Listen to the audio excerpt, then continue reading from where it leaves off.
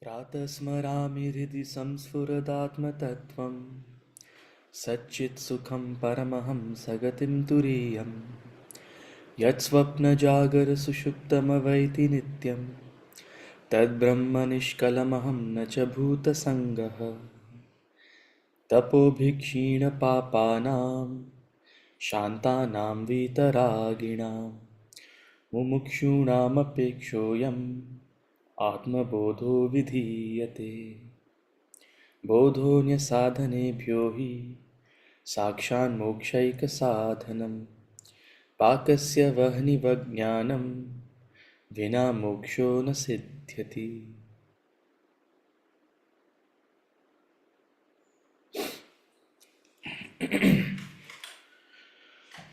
ॐ सहनाववतु सहनौ भुनक्तु सह वीर्यं करवावहै तेजस्विनावधीतमस्तु मा विद्विषावहै।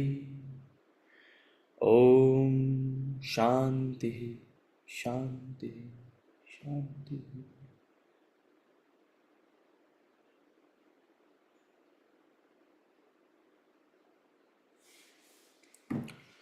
We'll chant from verses 15 to 19. Verse number 15 to 19 of chapter 7.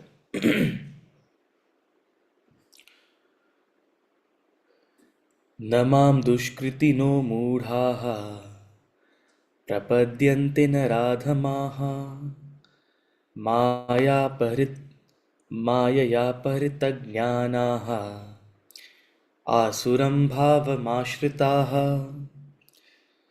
न मां दुष्कृतिनो मूढाः प्रपद्यन्ते नराधमाः मायया परितज्ञानाः आसुरं भावमाश्रिताः। चतुर्विधा भजन्ते मां जनाः सुकृतिनोऽर्जुन आर्तो जिज्ञासुरर्थार्थी ज्ञानी च भरतर्षभ। चतुर्विधा भजन्ते मां जनाः सुकृतिनोऽर्जुन आर्तो जिज्ञासुरर्थार्थी ज्ञानी च भरतर्षभ।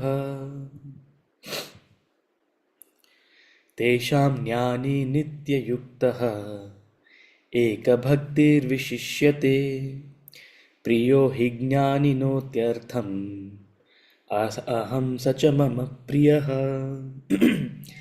तेषां ज्ञानी नित्ययुक्तः एकभक्तिर्विशिष्यते प्रियो हि ज्ञानिनोत्यर्थम् अहं स च मम प्रियः। उदारा सर्व एवैते ज्ञानी त्वात्मैव मे मतम् आस्थितः स हि युक्तात्मा मामेवानुत्तमां गतिम्। उदारा सर्व एवैते ज्ञानी त्वात्मैव मे मतम् आस्थितः स हि युक्तात्मा मामेवानुत्तमां गतिम्। बहूनां जन्मनामन्ते ज्ञानवान् मां प्रपद्यते वासुदेवः सर्वमिति स महात्मा सुदुर्लभः। बहूनां जन्मनामन्ते ज्ञानवान् मां प्रपद्यते वासुदेवः सर्वमिति स महात्मा सुदुर्लभः।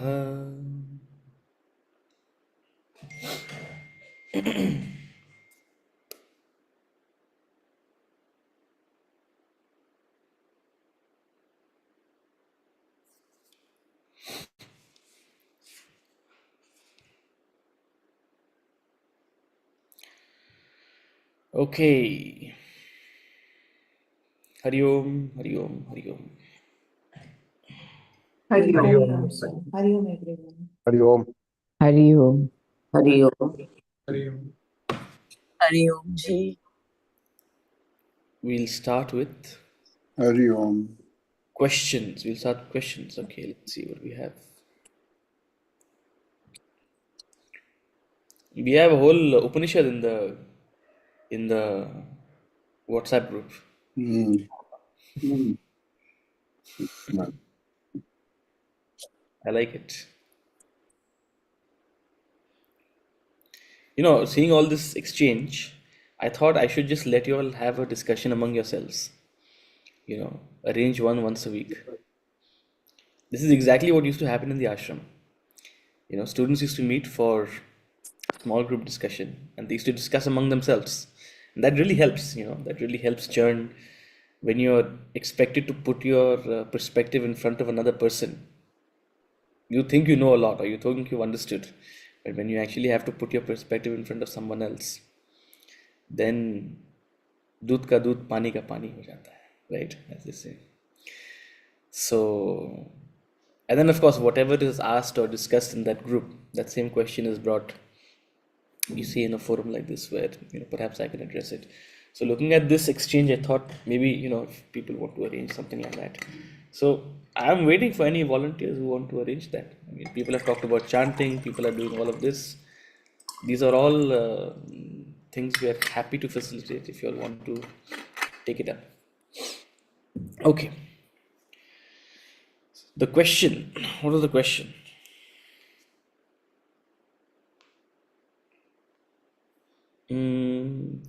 Ankit's question about the laptop. I don't know what that question was. It reminded me of three siblings belonging to three different grades, like KG, class 3 in my school, who share one single ruler very smoothly during the whole day without the feeling of ownership of a ruler. The girls share the ruler and when they need it, as in when they need it. How are they able to do that? Ask the girls. How are they able to do that? No, it's good because sometimes, you know, we ingrain so much of mindness in children so early. They fight about silly things like a ruler as well. So it's lucky. We are lucky that the girl has lucked out. The girls have lucked out. Maybe they, you know, the parents didn't enforce that idea of mindness. See,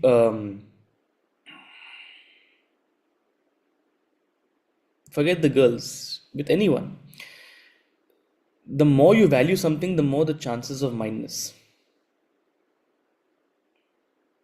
The more it's not necessarily a rule, but the more you value something, the more your ego wants to sort of claim it as mine, right?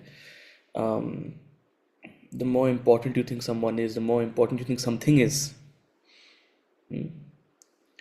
And when that mindness is challenged, naturally you revolt or you know, you have a reaction to that. So chances are ruler is just not meaningful enough. It's just a silly thing. You can just get it. It's easily available. It's not that important. It's not that valuable. That's one reason why perhaps the girls can easily share it.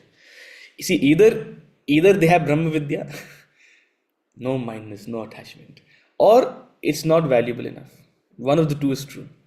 Chances are the lower one is true, the latter is true, and also certain values you know within a child's upbringing where you cultivate the idea of sharing, you cultivate the idea of, you know, being responsible for something rather than owning it. Very different, you know. I think all parenting techniques, I don't have any experience in all of this, so you all will tell me, you all should tell me what happens. But I'm seeing my nephew grow up, and naturally he's becoming very possessive of his you know, toys and this and that, and it's borderline. You know, you think, okay, should they be given so many things, and should they be given their own room and their own this and their own that? I mean, all good things to debate about, you know. Do you want to inculcate so much of mindness, my toys, my play, my mother, my room, you know, my books, my something, my bed, um, or do you want to, you know, uh, sort of be conscious of that and go a different way? Unfortunately, in our I mean, I was just in the airport the other day, and I was just seeing a child throw a tantrum.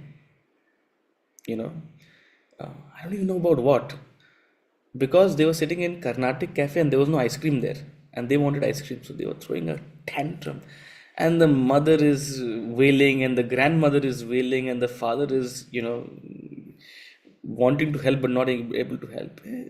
It's madness. I wonder, are children naturally like that, or is is the way we sort of reinforce? Because even in all these tantrums, the grandmother is mollycoddling the child. No, no, I'll get it for you. I'll get it for you. Arey, what do you mean you'll get it for the child? The child is being silly. Why are you catering to that silliness of the child? Hmm? So, a lot of it also depends on what kind of sort of upbringing and what kind of how you train certain tendencies in the child. So if they have a reasonably sort of uh, uh, reasonable training in certain values, naturally they learn the capacity to share and the capacity to not be possessive, right? But then that will always be challenged when something is very important or very meaningful. That art of actually being dispossessive, that only comes with knowledge, that only comes with wisdom. The art of dispossessiveness, the art of being a trustee of something, the art of, even if something is valuable, the art of not having a sense of mindness for it. That's wisdom. Um, Question from verse 14: it is easy to comprehend the dream world, so we are able to realize that it's not real. Yes, once you are awake, once you wake up, it is easy to comprehend that the dream world was not real. Not in the dream. When you're in the dream, it's not possible to comprehend that the dream is a dream. When you are dreaming, you think that is the reality. When you are dreaming, you, the dreamer, believes that is the reality. But it is easy to comprehend once you wake up that the dream is not real. Okay. But the waking world cannot be comprehended by us. So the illusion is created. No, the illusion is created. The illusion is the reason for any of this world. Because you get out of the illusion of the dream, you're able to realize it was an illusion. But while you are in the illusion of the waking world, you're not able to realize the illusory nature of it. So the illusion is not created because you cannot comprehend. You are in the illusion, that's why you cannot comprehend. Once you come out of the illusion, you're able to comprehend. Just like when you're, see, sometimes you'll see some of these posts on Facebook or Instagram. Find the wolf in the landscape. Some of these, like, there's a lot of what do you call it? Um, Collage. huh? Collage. Yeah, not really a collage, like, what do you call that capacity of to merge into the landscape? I'm forgetting the English word for it. It's Camouflage. camouflage. Camouflage. Yeah. So you see these camouflages, and the thing will be find the wolf, and so you're looking.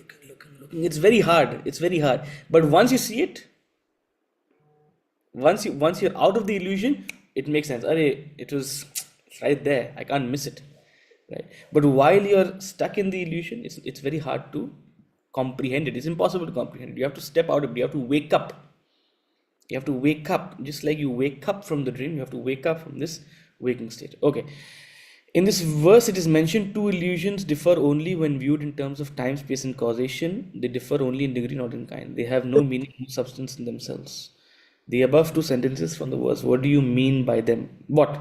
That they have no meaning and they have no substance? Is that the Yeah, question? so if you go to the chapter, like from the verse itself, it's starting from, I do not want to write so much in the group. It's starting from the solid seeming world, this stern, rigid world is a mere illusion. The last paragraph almost, second Yeah. last. So from there, then it's written last May that they have no meaning, no substance in themselves. Basically, that these are the two sentences where it appears. But basically, the whole paragraph is there about it. The source in was dream, like this world you experience when awake is no different from the dream you experience while dreaming. Both worlds are illusory. The illusion differs only in terms of time, space, and causation. In the wakeful world, these world appears more defined, more precise.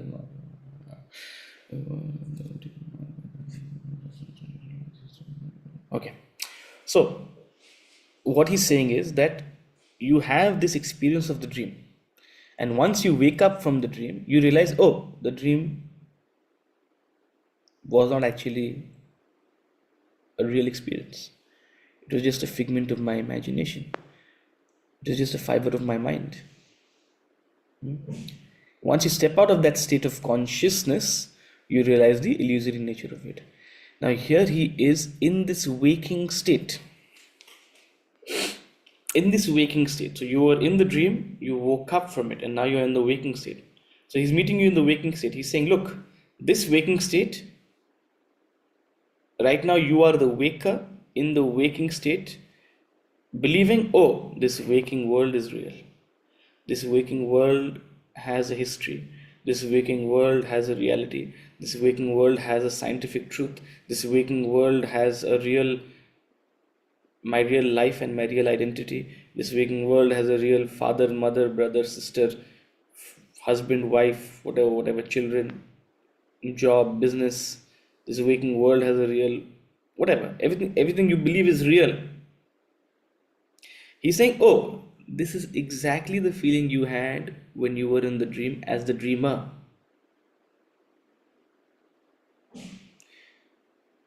If there's one thing you need to remember about your dream, when you wake up and get into this habit, you don't have to take on every single detail of the dream. At least at this point, it's not important.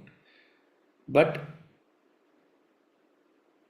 the one thing that you should try to recollect the moment you wake up, especially if you've had a very vivid dream, is how goddamn vivid it felt. How real it felt when you were dreaming.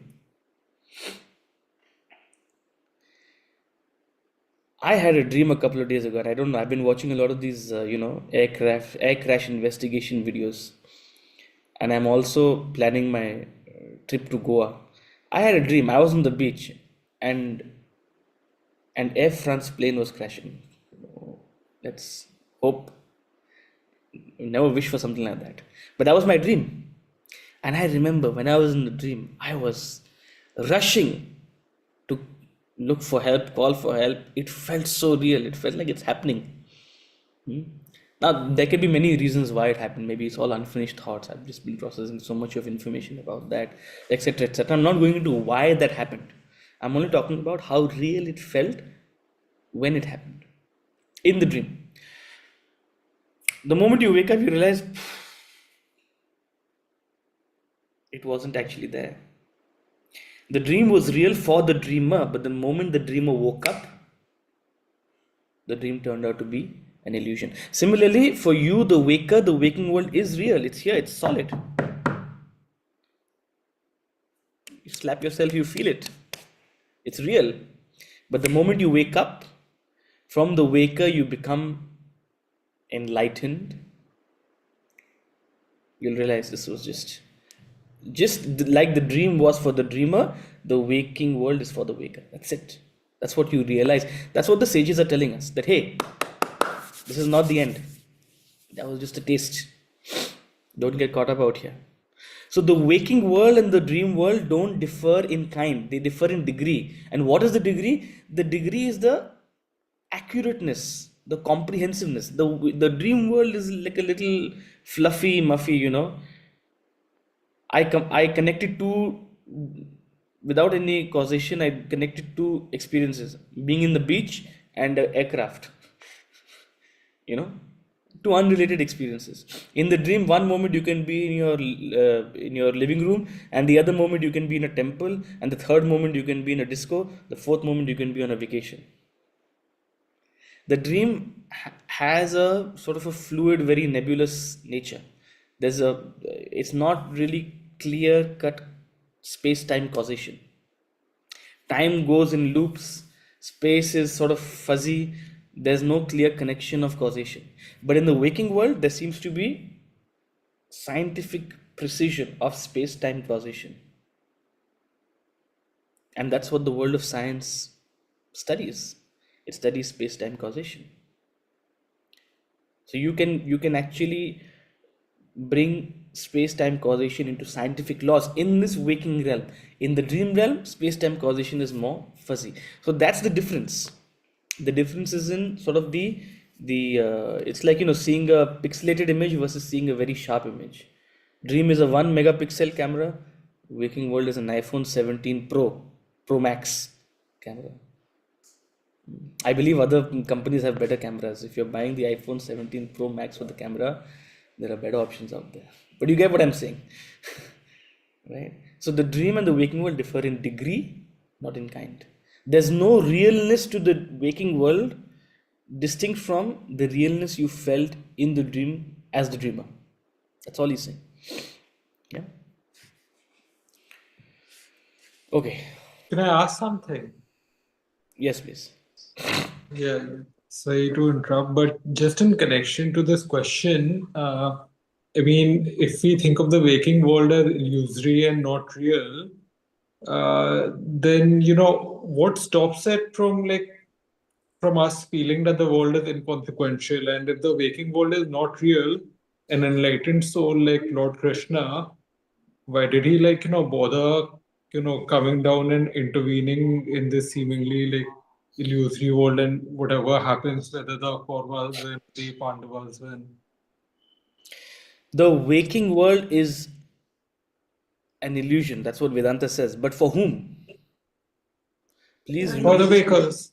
Please remember this statement very clearly. The dream is real for the dreamer. The moment the dreamer wakes up, that's when he realizes the illusory nature of the dream. Similarly, the waking world is real for whom? For the waker. You are the waker right now. You are experiencing this world. It's so real for you. If I put a tiger in front of you, you better run. You can't say this is I learned in my Vedanta class that this is an illusion. No. For you, the waker, it is actually happening. This body of yours, this mind of yours belongs to this waking world. It will feel pain. So long as you're in this constricted experience of the waker, you will experience the reality of the state. But does that make it real? The moment you step out of this state of consciousness, this world seems to lose its reality. Where is the world when you are in deep sleep? Just like this world temporarily disappears when you leave the waking state of consciousness, the sages say when you attain the fourth state of consciousness, when you attain Turiya, when you become enlightened, you realize that this world is as illusory as the dream. It didn't happen. It didn't happen. But for whom? For one who has woken up. So the only reason, the only purpose of the sages, and the only ultimate purpose of the sages is to help you wake up. Jago or bhago. Yes, but yeah, sorry, go on. But assuming or remaining in this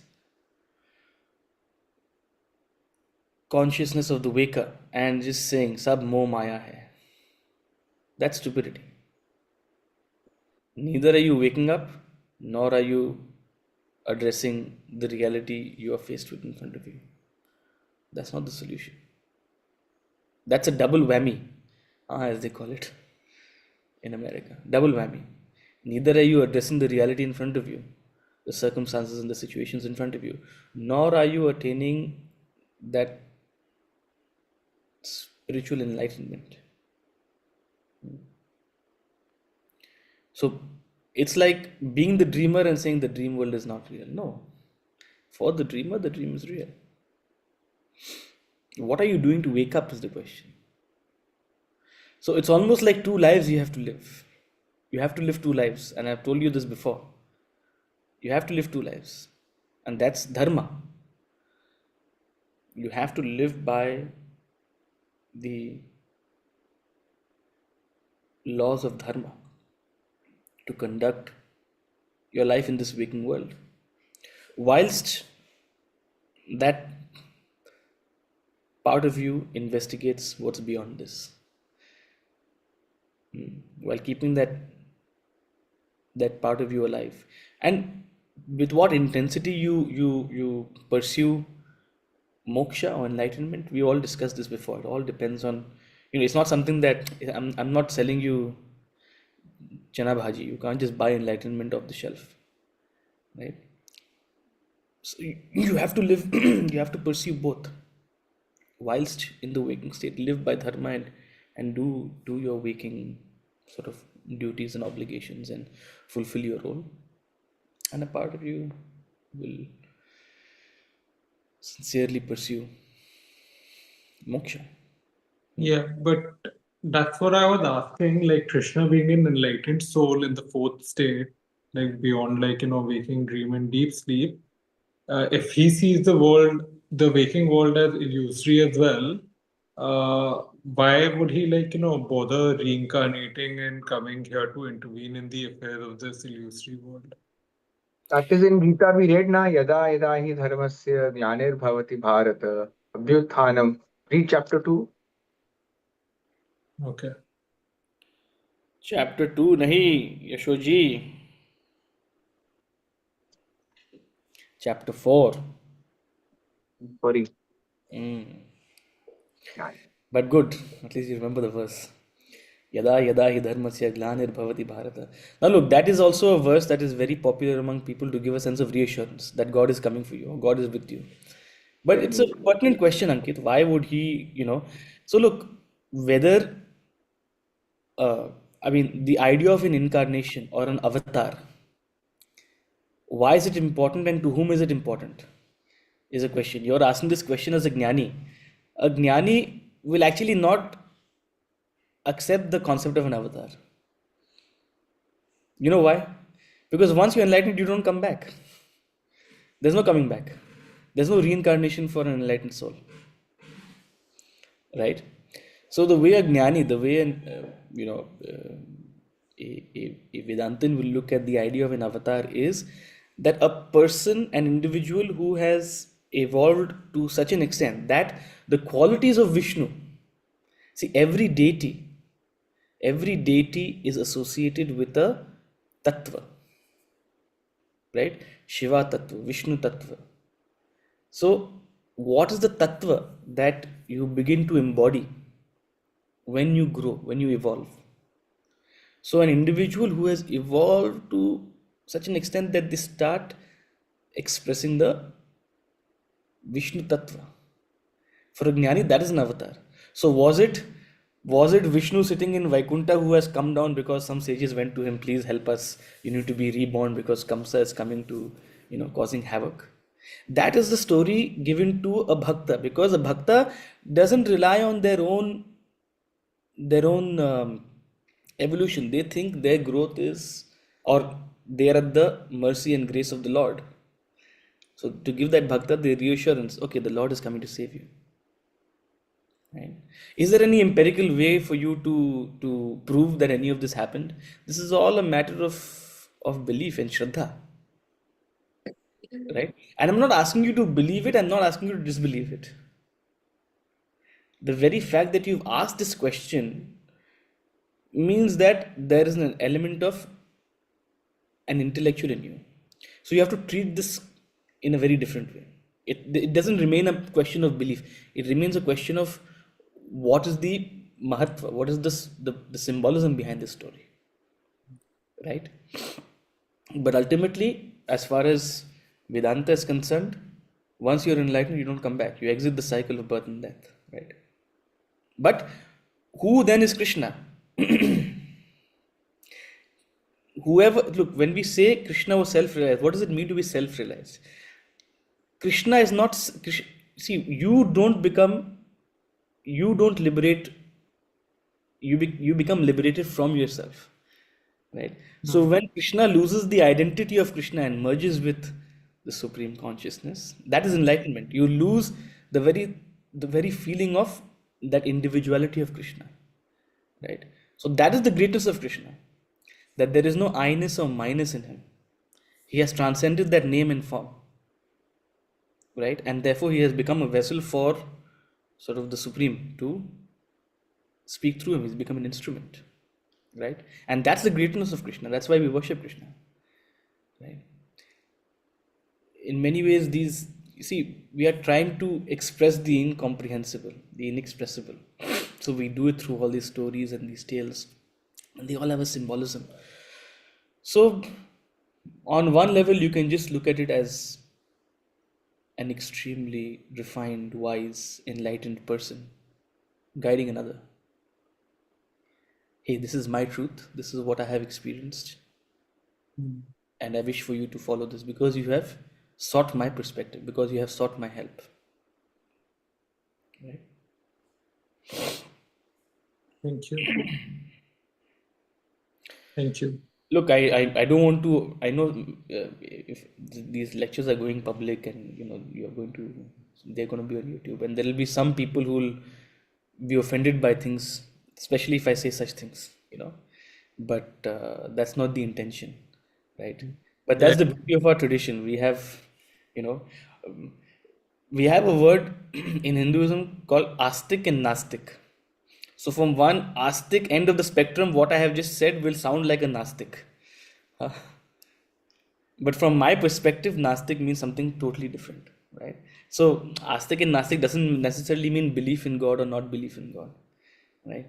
What is it about God? What is your belief of God? What is your understanding of God? That also differs widely in our so there's a certain idea that there is a God sitting somewhere very high up, wherever Vaikuntha is. I don't know where Vaikuntha is, and he's coming down, right? That gives a lot of reassurance to people who can't help themselves, and that's very important also. Ultimately, what does the Lord himself say? Uddhared atmanatmanam. That same Lord who came from Vaikuntha says, lift yourself by yourself. I'm not going to mollycoddle you.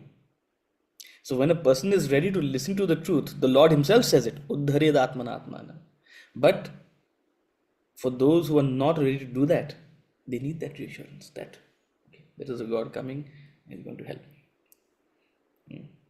Yada yada hi dharmasya glanirvavati bharata abhyuthanam adharmasya tadatmanam sramyam paritranaya sadhunam vinashaya duskritam.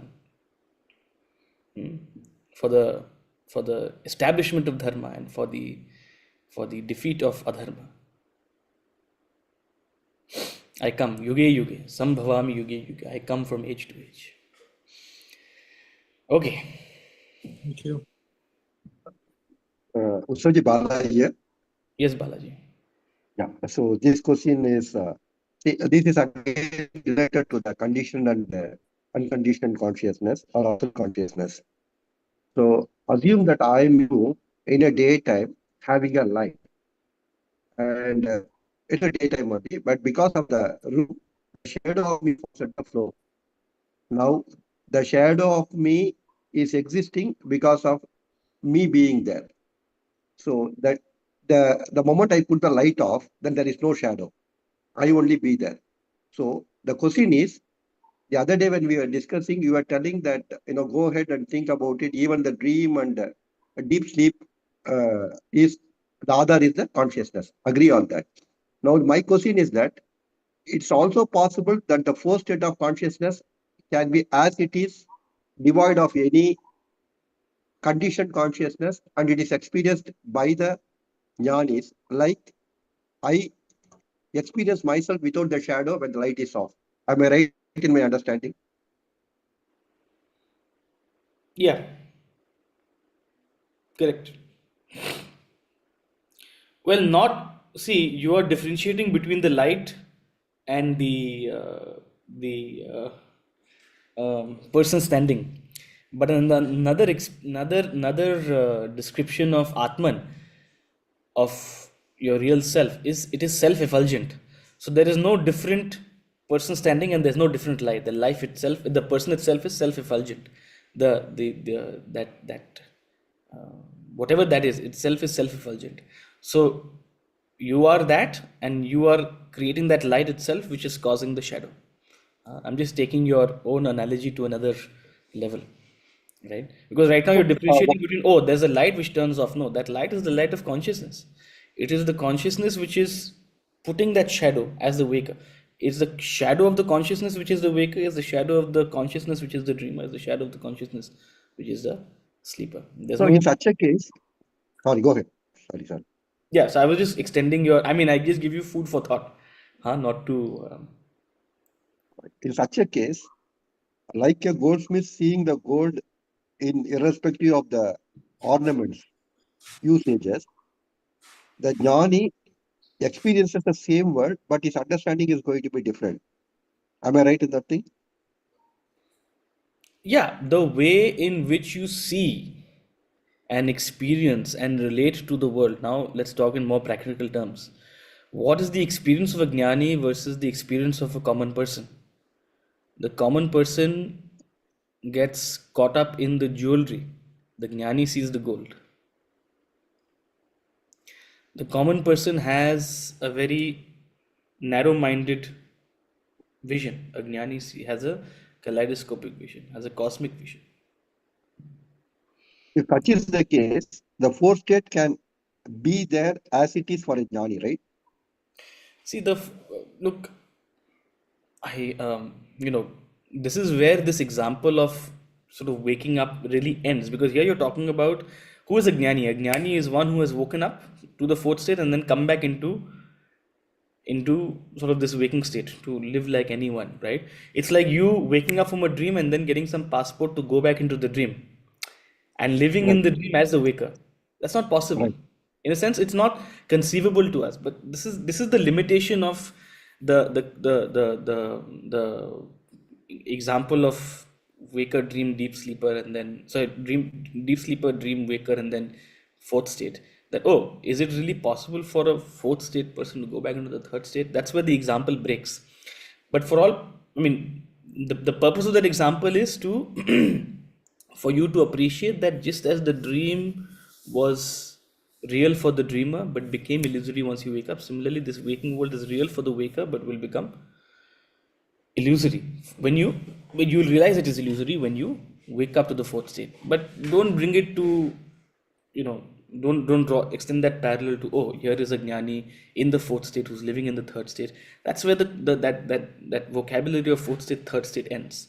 You know, you can think of a jnani who has just experienced moksha. Now, is that fourth state, is that fifth state, is that 20th state? I don't know. That's when the, you know, that vocabulary itself breaks down, you know. Okay, in your dream experience, the totality of the dream, I know you put it in the thing like time, causation, and space as my mind. So the oneness automatically comes when I wake up. You know, everything is in me, or I'm in everything, whatever you call it that way. Everything is in me, right? So similarly, the love for the whole humanity or the whole universe is coming out of the jnani because he sees that consciousness everywhere. Is it the way he looks at it? You know, it's all empirical question. I know that, but then it's only for understanding. See, the dreamer experiences oneness after he wakes up, a little too late. Correct. Hopefully, you experience oneness before that. But yes, once you wake up, you realize that, you see, where is oneness when you realize it's not actually oneness is something that is needed when you believe that there is something and everything else is the same as that thing, right? But when you realize that there is no that one thing itself, then what is oneness? So one who has woken up, they don't have any value for, I mean, they don't necessarily take seriously these things of oneness or separateness. They think, I mean, they realize it's all a leela, it's all a simulation. But again, so again, you know, you're trying to take this example of oneness and then project it upon a jnani. Oneness and a sense of empathy and a sense of bhakti is very important to take you to that state of a jnani. Once you attain the state of a jnani, I don't know what happens to the psychology of a person. Is there a psychology of a person? What is that state? I don't want to even project upon it, but absolutely all these virtues are very important to take you there, right? Thank you.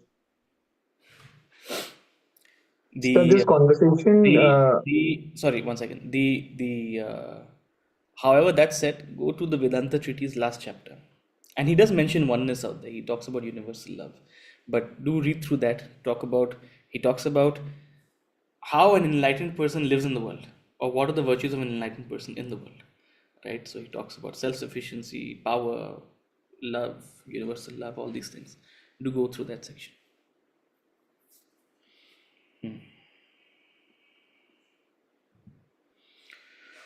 Okay.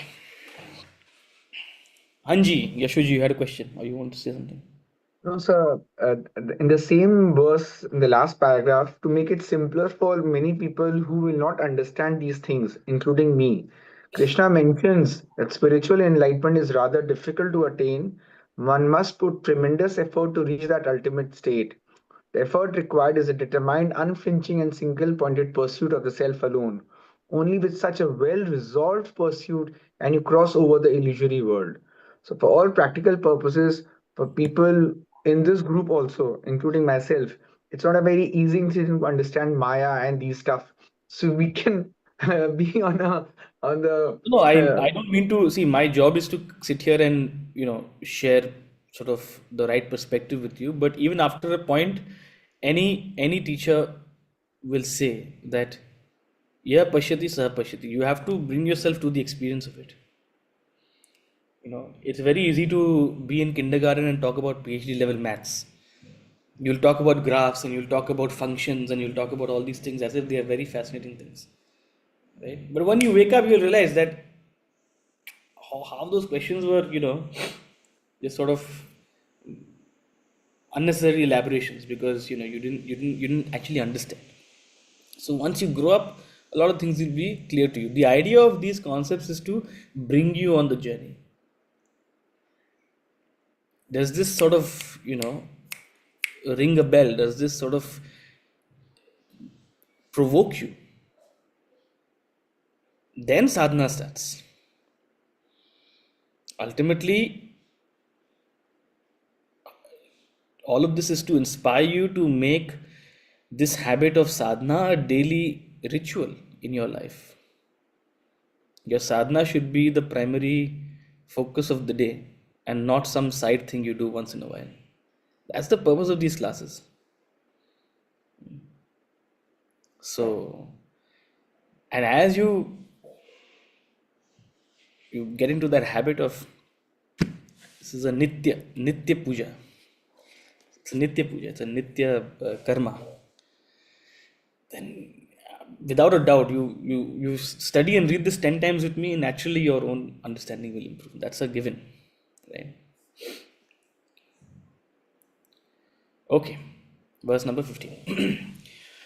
Namam dushkriti no mudhaha prapadyante naradhamaha mayaya parita jnanaha asuram bhavamashritaha. The evildoers, the deluded, the lowest of men do not seek me. They whose wisdom is destroyed by illusion follow the way of the demons. Asuram bhavamashritaha. They take refuge in the demons. They follow the wisdom. They follow the way of the demons. The evildoers, dushkritino, dushkama, dushkritino, one who does evil action, evildoer. Moodhaha, fool. See, he is not treating the evildoer as an enemy. He's saying it's a fool. Why? Because people do evil out of ignorance. People do evil out of ignorance. People cheat out of ignorance, thinking that, because they are completely consumed by desire. So they think, if I get this, I will be happy. And I want to be happy at any cost. That's what forces people to cross over the line. That's what makes people cross the Lakshman Rekha. They cross legal boundaries, they cross personal boundaries, they cross social boundaries.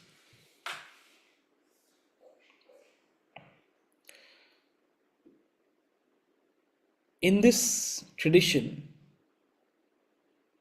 we are forced to look at everything as a spectrum. There's no good or bad in isolation. It's a spectrum. There's no good and evil in isolation. It's a spectrum. And everyone is somewhere on that spectrum. And neither is one end of the spectrum eternal. You can work your way up to a higher echelon of the spectrum. Beautiful word, echelon. It's a mathematical term. Well, is it? But I learned it in mathematics, and it's one of my favorite words. It's like level, you know. So you can work your way up to a higher echelon on the spectrum, and then you can, through your choices, drive yourself down. So neither is there eternal damnation, neither is, unless you actually attain enlightenment, neither is there eternal punya. You know, your own actions sort of determine where you go. So the evildoers, through their own choices, because of their delusions, and what is their delusions? They do not seek me. The word, again, very loosely given in our culture, is Nastik. Although Nastik technically means one who doesn't follow the Veda. So, as I said, for certain Vedic purists, I'll also be a Nastik, the way I have talked about Bhagwan, right? But he doesn't necessarily mean Nastik. One who dismisses the existence of anything beyond a greater power, an unseen hand. One who simply believes that this is all there is and self gratification is all there is. So, one who is completely concentrated in ego. The lowest of men do not seek me. Why? Because they can't think and imagine, they place themselves in the center of the universe. They can't think and imagine of anything greater than themselves. The lowest of men, out of their own ego, out of their own selfish desires, because of their delusion, they perform evil action. This is the delusion which has destroyed their wisdom, their clarity. The moment the delusion is removed, wisdom will be restored. Some people pay a very heavy price for removing their delusions. Some people suffer, only then delusion is removed. Some are more lucky, they get the grace of knowledge. But either way, neither is your delusion permanent. You work on it and you can clean it off, like you're cleaning impurity from a brass plate. You're cleaning impurity from a, you're bringing the shine back to the plate by removing impurity. Similarly, your delusion is an impurity on top of your wisdom. You're removing it. You're not gaining wisdom, you're simply removing impurity. So they whose wisdom is destroyed by this illusion, they follow the way of the demons. Asuram bhavamashritaha. The word given out here is asura. Now asura is, again, is not someone who has horns and big teeth and is, big bellied and is, wearing more gold than Bapi Lahiri. We have this image of asura. In chapter 16 of the Bhagavad Gita, he elaborates on what is an asura. Daivasura Sampad Vibhaga Yoga, where he describes the qualities of a divine and the qualities of a asura. And he doesn't mention big bellied and demonic and with horns and all of that. He says Dambho Darpo Bhimanascha. One who has ego, one who has arrogance, one who has a unreasonable self-importance. That's an asura. One who places themselves and give all importance to themselves, blind to the existence of others. One who will cater to themselves at the cost of others. That's an asura. And that same concentrated ego prevents you from acknowledging the divinity. So they do not see me, they do not seek me. So भगवान में क्या पढ़ा है यार? सब बेकार की बातें हैं. They all ways to control your mind. Listen to me, पैसा कमाओ, मौज करो. That's all to life. Kim anya? What else? Kim anya? Incidentally, these people were also not sidelined. They were given a place in this culture. They were called Charvaka. The Charvakas were also given a very rightful place in this entire sort of, realm of this entire culture. But they'll say, what else? What else is the purpose of life? All this Bhagwan is just a concoction. So they disregard me, they seek me, and their concentrated selfishness is what makes them do evil. So they follow the way of the demons. So here is a class of people who, so now in this remember we are talking in terms of bhakti, right? So in this bhakti bhava, he's saying there are two sets of people. ये world है ना, world, यहाँ पे दो तरीके के लोग होते हैं.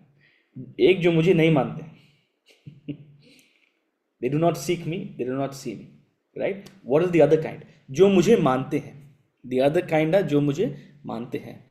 And we'll talk about that in verse number 16 or 17. 16 or 17. 16. Verse number 16. चतुर्विधा भजन्ते मां जना सुकृतिनोऽर्जुन आर्तो जिज्ञासुरर्थार्थी ज्ञानी च भरतर्षभ. चतुर्विधा भजन्ते मां जना सुकृतिनोऽर्जुन आर्तो जिज्ञासुरर्थार्थी ज्ञानी च भरतर्षभ. O Arjuna, four kinds of virtuous people worship me: the artah, the jignasu, the artharthi, and the jnani. So on the one hand are people who disregard me, who have no acceptance of any divine force or any unseen hand, or surrender to any force of nature even greater than themselves. They think they concentrate all the importance, that self-importance. It's like Hiranyakashyap who said, worship me. What is this Vishnu? Worship me. A lot of people may pretend to worship in their temples at home, but actually they want everyone to worship them. भगवान को चढ़ाते तो है कुछ, but वो चाहते हैं कि नाम उनका ही रोशन हो. मैंने चढ़ाया है. So you can decide which category you want to place them in. O Arjuna, four kinds of virtuous people worship me. So on the other hand, on the other half, the other section, the other kind of people are those who worship, those who regard, who have an awareness, who have an acceptance, a consciousness, a connection with the divine, and they worship me. However, they are also of four kinds. Why? What is the intention of their worship? What do they seek through their worship? What is that deep desire within them? So they are virtuous, no doubt, and they are virtuous by way of acknowledging that there is a divinity. That is virtue. That there is a force greater than me. There is an unseen hand. That is virtue. But their intention differs. So what are the four intentions with which you worship? Artah, Jignasu, Artharthi, Jnani. Most of us fall into the categories of Artha, Artharthi, Jignasu. Rare indeed rises up to be a Jnani. And look, this is not a criticism. This is only to bring yourself to an awareness that your own journey, your own communion with God, your own path of spirituality, these are the steps you have to climb, or this is the natural growth you will see in yourself, right?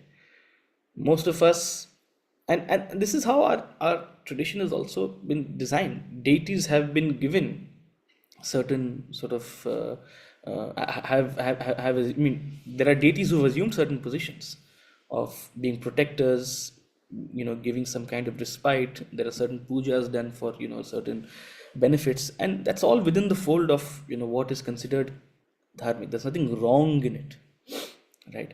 So who is an artha? An artha is one who is distressed by an emotional problem, distressed by some kind of a issue, some kind of feeling of lack, some deep wish, and they seek God as a means to either find solace, ये नहीं मिला तो भगवान ही मिल जाए. But भगवान के पास क्यों आ रहे हैं? बिकॉज वो नहीं मिला. और God help me attain that. Oh, God bless me so that I may attain that. And the blessing may be genuine. The desire for the blessing may be genuine, because you truly believe that the unseen hand of divinity may help you attain. But what is your heart's desire? To fulfill a certain wish of yours, right? You just think God is the means to attain that. So artha, one who is distressed, one who is going through some psychological or some mental distress, an emotional distress, a family discord, they all fall into the realm of artha. And a lot of faith is built on this. A lot of shraddha is built on this. I don't want to comment on it, whether it's, but a lot of disappointment is also built on this. A lot of people desert the Lord. Why? Because their distress wasn't taken away.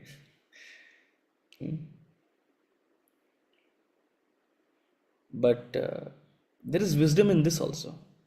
When you come to an acceptance that whatever the Lord is giving you is a part of sort of the greater plan of nature. That is the surrender as an artha you can develop in your worship of God. Right? That I know not what I want, and what I think I wanted and what I think I wished for. Well, being open to whatever circumstances life is throwing at you. That is the surrender you can develop as an artha. But still, what is the whole and sole focus of your worship? That wish of yours, that unfulfilled or desire to fulfill a certain wish of yours. That is artha. Then there is artharthi. Artha means wealth. One who seeks wealth is a artharthi. The desire, the wish, the longing, the deepest intention is I want wealth. It could be material wealth, it could be physical wealth, it could be social wealth, whatever, but wealth.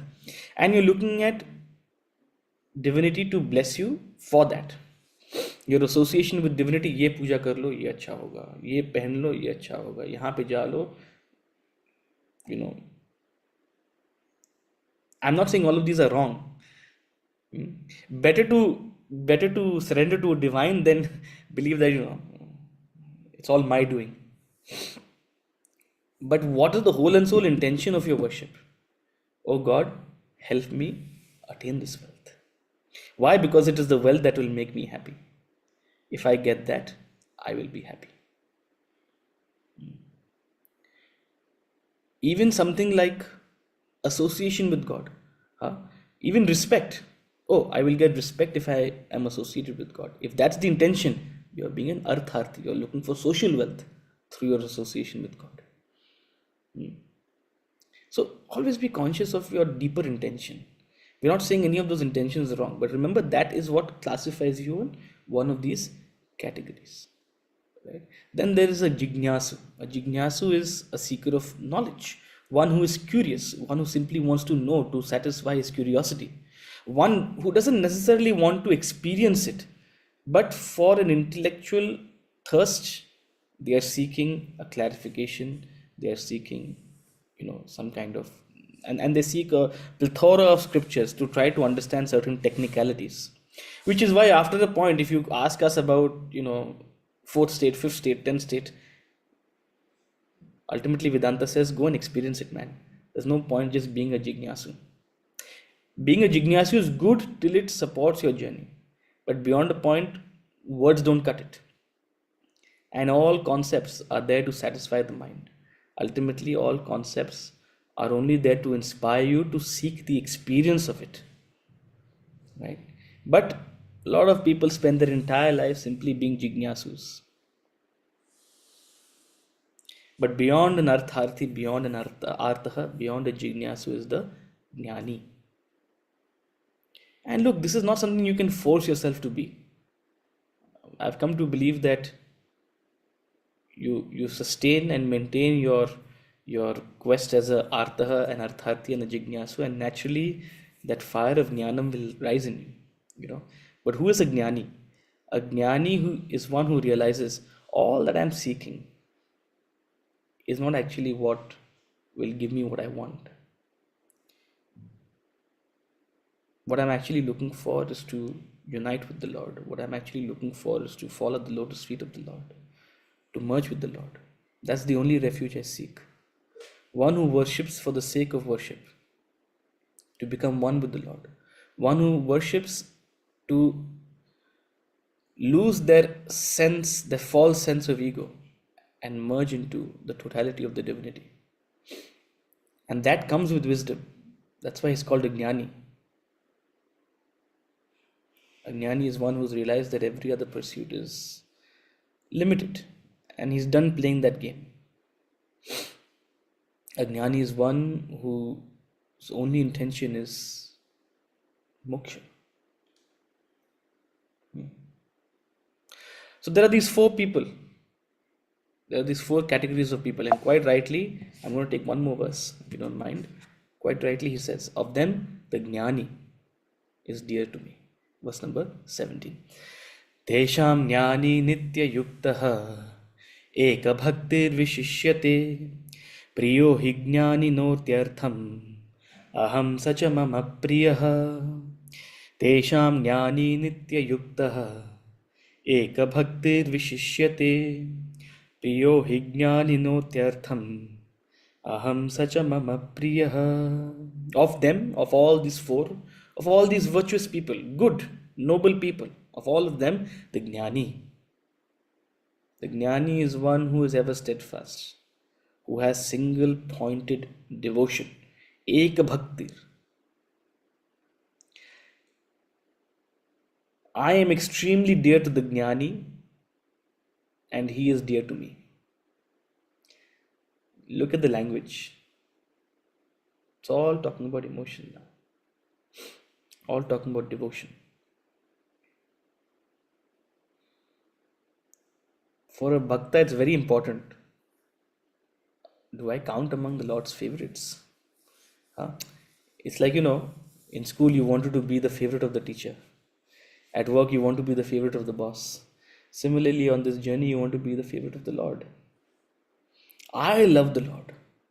But does the Lord love you back? Are you in his sphere of something very important to a devotee?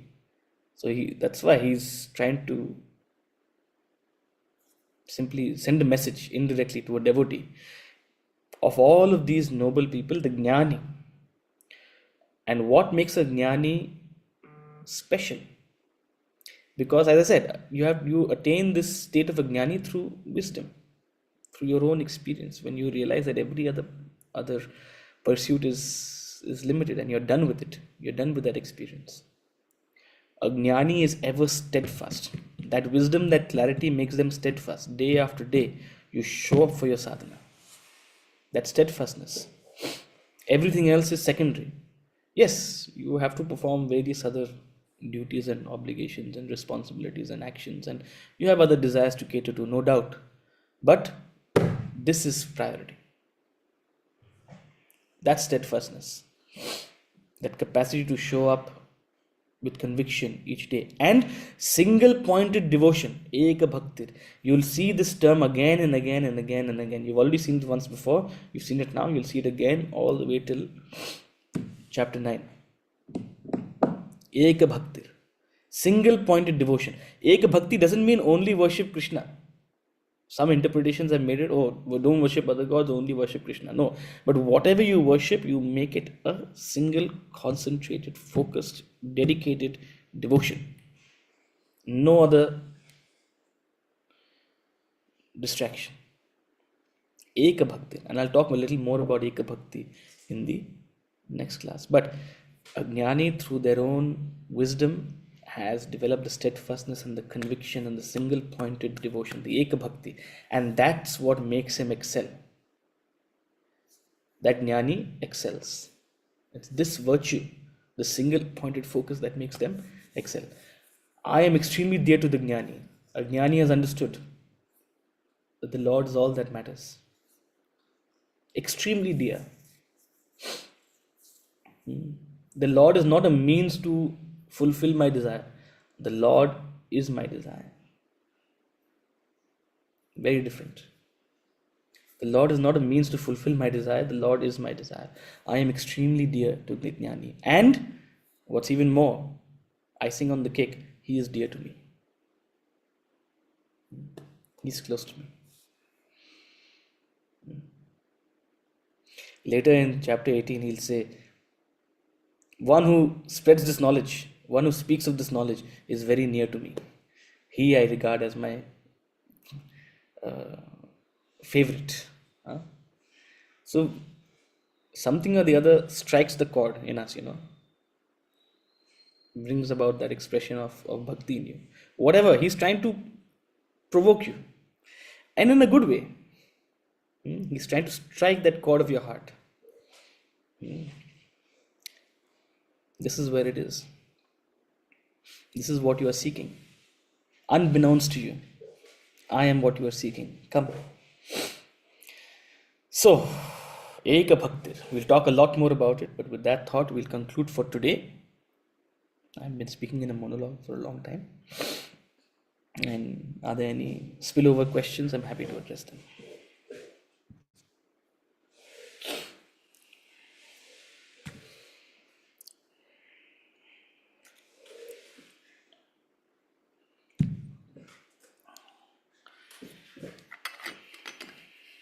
If not, going once, going twice.